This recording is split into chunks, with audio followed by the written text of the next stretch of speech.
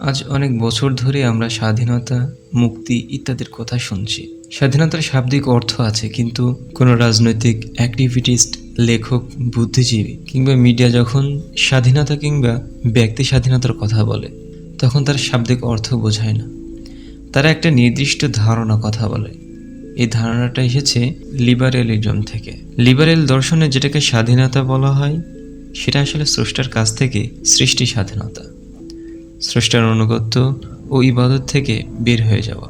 আর এই স্বাধীনতার ফলাফল হলো আত্মা উপাসনায় মগ্ন হওয়া, যদিও তাদের অধিকাংশ এটা উপলব্ধি করে না। আল্লাহ সুবহানাহু তাআলা আমাদের জানিয়েছেন, মিথ্যা উপাস্য বিভিন্ন রকমের হয়।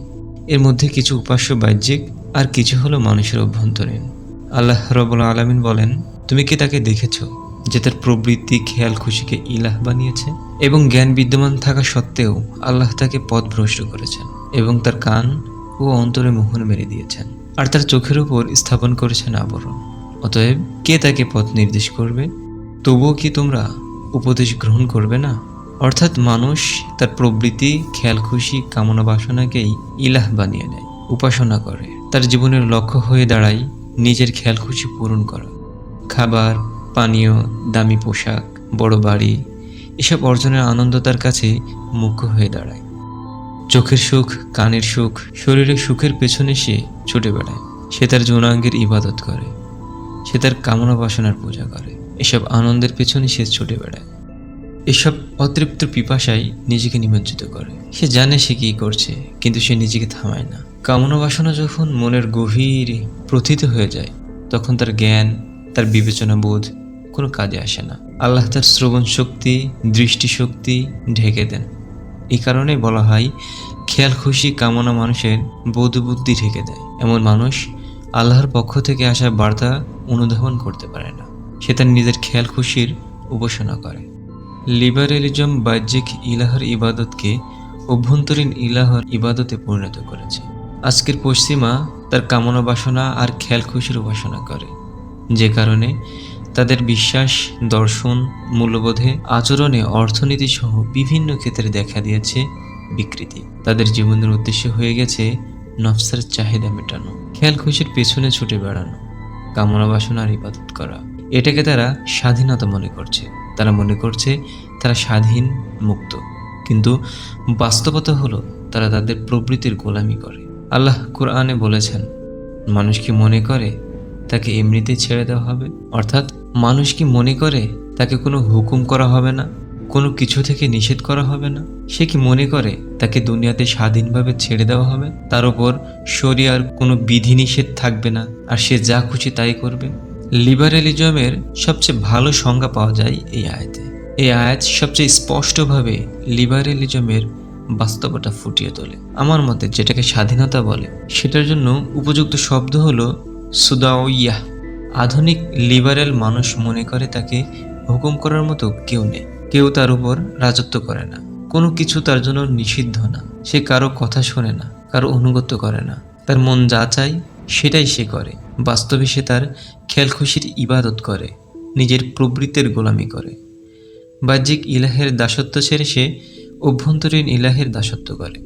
একটি রাষ্ট্র বা একটি দেশের প্রজারা যতক্ষণ মুক্তি কিংবা বিদ্রোহের ব্যাপারে বেখবর থাকে, ততক্ষণ নাচ, গান, মদ আর মাংস নিয়ে তাদের উন্মাদনায় বাধা দেয় না রাজা, বরং সস্তা সুখ নিয়ে গোলামদের ব্যস্ততার সুযোগে নির্বিঘ্নে ছিনিয়ে নেয় তাদের সম্মান আর মানবতা।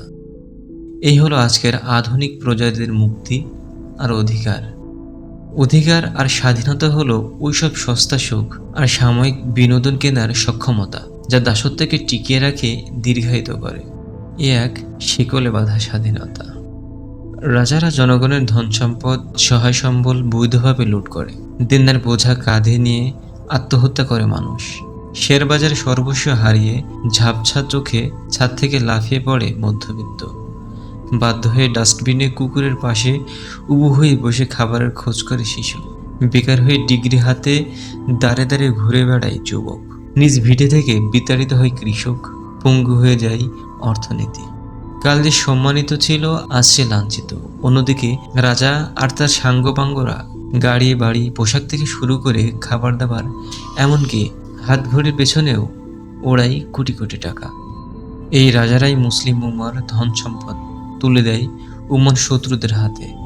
লুট করা সেই টাকা দিয়ে বানানো মিসাইলের আঘাতে ছিন্ন বিচ্ছিন্ন হয় মুসলিম শিশুদের দেহ। এই হলো আমাদের আজকের বাস্তবতা। দুরবস্থার এই সময়ে প্রজাদের কি দেয় রাজারা? গোলামকে শান্ত করতে কি দেয় মুনিব?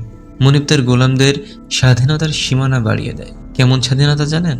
গোলাম চাইলে ইচ্ছে মতো নাচতে পারবে, গাইতে পারবে, মাতাল হবে, নগ্ন হবে, যখন ইচ্ছে যার সাথে মেলামেশা করবে, নেশা করবে, সব সীমা লঙ্ঘন করবে, দিনের বিরুদ্ধে বিদ্রোহ করতে পারবে। এভাবে স্বাধীনতার তোড়ে দিন দিন বাড়বে ওদের পরাধীনতা। গোলামের গায়ে আরও শক্ত হয়ে চেপে বসবে শেকলের বাঁধন। এ এক অদ্ভুত স্বাধীনতা, জনগণের নতুন আফিম। কৌশলটা চমৎকার। আমরা এক ঢিলে দুই পাখি মারার কথা বলি। এই কৌশলে এক ঢিলে তিন পাখি মারা পড়ে। এক, শোষিত নির্যাতিত জনগণের চেপে রাখা আবেগ, কষ্ট, ক্ষোভ উগড়ে দেওয়ার একটা পথ পায়। তারা বিদ্রোহ করে, তবে শোষকের বিরুদ্ধে না, তারা বিদ্রোহ করে ওই দিনের বিরুদ্ধে যা তাদের মানুষের দাসত্ব থেকে মুক্ত করে। দুই, স্বাধীনতা নামের আফিম দিয়ে অনুভূতির দেয়াল অবশ করে ছিনিয়ে নেওয়া হয় মানুষের মুক্তি ও সম্মান। ছিনিয়ে নেওয়া হয় জুলুমের বিরুদ্ধে বিদ্রোহের সবচেয়ে বড় চালিকা শক্তি, দিন। মুক্তি, সম্মান, দিন হারিয়ে মানুষ পরিণত হয় নফস আর কামনা দ্বারা চালিত পশুতে, যাকে নিশ্চিন্তে গোলামের বাঁধনে আজীবন আটকে রাখা যায়। আর তিন নম্বর হচ্ছে, রাজা আর প্রজা দুজনেই আন্তর্জাতিক ক্রুসেডার জায়নিস্ট শাসক গোষ্ঠীর গোলামি থেকে যায়। প্ল্যানটা প্রায় নিখুঁত বলা চলে, তবে এই পরিকল্পনা বাস্তবায়ন করার একটা শর্ত আছে। আগে সরিয়ে দিতে হবে এতে বাগড়া দেওয়ার মতো সব মানুষগুলোকে। ওই সব মানুষগুলোকে নিশ্চিহ্ন করে দিতে হবে যারা বলে আল্লাহ আমাদের পাঠিয়েছেন মানুষকে সৃষ্টির দাসত্ব থেকে স্রষ্টার দাসত্বে নিয়ে আসতে হবে। সমস্ত বাতিল ধর্মের জুলুম থেকে মানুষকে মুক্ত করে দিন ইসলামের ইনসাফের দিকে আনতে হবে এবং দুনিয়ার সংকীর্ণতা থেকে মুক্ত করে দুনিয়া ও আখিরাতের প্রশস্ততার দিকে নিয়ে যেতে। একবার এমন চিন্তা করা, এমন কথা বলা মানুষগুলোকে নিশ্চিহ্ন করে দিতে পারলে নিশ্চিন্তে বাস্তবায়ন করা যাবে মাস্টার প্ল্যান। সবাইকে সস্তা সুখের উল্লাসে ব্যস্ত রেখে লুটে নেওয়া যাবে মানবজাতির দুনিয়া ও আখিরাত। তাই আজ আন্তর্জাতিক শাসক গোষ্ঠী আর আঞ্চলিক রাজাদের প্রথম টার্গেট এই মানুষগুলো।